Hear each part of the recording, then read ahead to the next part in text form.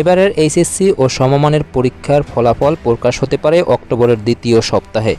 শুক্রবার ঢাকা শিক্ষা বোর্ডের পরীক্ষা নিয়ন্ত্রক ও আন্তঃশিক্ষা বোর্ড পরীক্ষা নিয়ন্ত্রক কমিটির আহ্বায়ক অধ্যাপক এস.এম. কামাল উদ্দিন হায়দার এ তথ্য জানান।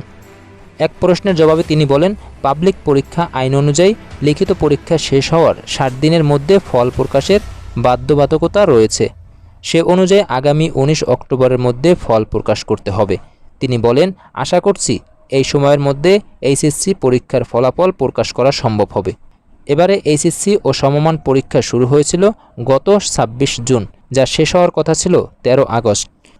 কিন্তু কয়েকটি কারণে পরীক্ষা স্থগিত করে পুনরায় সূচি প্রকাশ করে পরীক্ষা শেষ হয় 19 আগস্ট। চলতি বছর 11টি শিক্ষা বোর্ডের অধীনে অংশ নিয়েছিলেন মোট 12,51,111 জন শিক্ষার্থী।